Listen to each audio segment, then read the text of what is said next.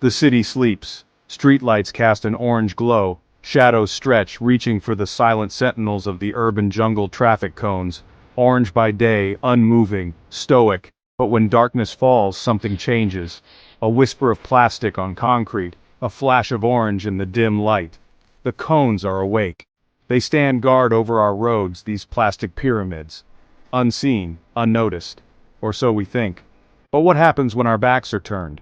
What secrets do they hold, these silent guardians of the asphalt? The night holds the answers. City workers tell tales. Cones found in impossible locations, arranged in bizarre formations, perfectly aligned, pointing towards the city center. Coincidence, perhaps, or something more.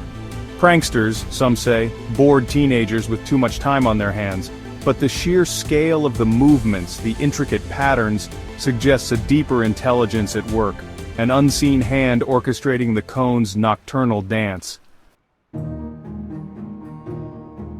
Observe closely. Not all cones are created equal.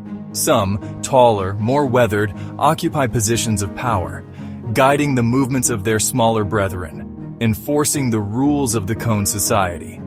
A hierarchy emerges, a pecking order based on size, age, and wear and tear. The veterans, bearing the scars of countless street deployments, command respect. The newcomers, bright and shiny, follow their lead. Once a year it happens. A mass movement of cones, a silent migration across the urban landscape, from parks to sidewalks, from construction sites to residential streets. A coordinated effort, defying explanation. Some dismiss it as urban legend. Others whisper of ancient cone rituals passed down through generations of plastic. Whatever the reason, the sight of hundreds of cones moving in unison is both awe-inspiring and unsettling. The movements are not random. There's a method to the madness. Cones forming lines, circles, even complex geometric shapes. A silent symphony of plastic and asphalt, playing under the cover of darkness. Is it a message, a warning, or simply the cones expressing themselves through movement, creating ephemeral art installations for an audience that sleeps? The answer, like the cones themselves, remains elusive.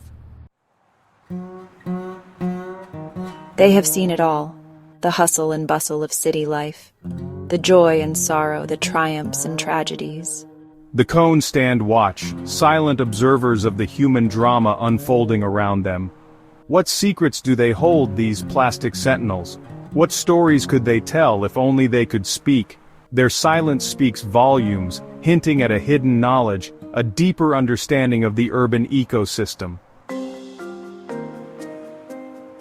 Some fear the cones, see them as a potential threat. An army of plastic biding their time, waiting for the right moment to strike. Is it paranoia, or a healthy dose of caution? The truth, as always, lies somewhere in between. The cones are not inherently good or evil. They are simply beings of plastic, shaped by their environment, driven by forces we may never fully comprehend. We may never know the true nature of the cone's nocturnal activities. Are they sentient beings, engaged in complex social interactions, or simply inanimate objects moved by unseen forces? The mystery remains. And perhaps that's the beauty of it. The cones, in their silence and their strangeness, remind us that there is still wonder to be found in the mundane, mystery in the everyday. So, the next time you see a traffic cone, don't just see an object. See a potential portal to another world. A world of silent movement, of intricate patterns, of secret societies and ancient rituals. A universe within a cone. The cones are watching, and perhaps, just perhaps, they are waiting for us to join their dance.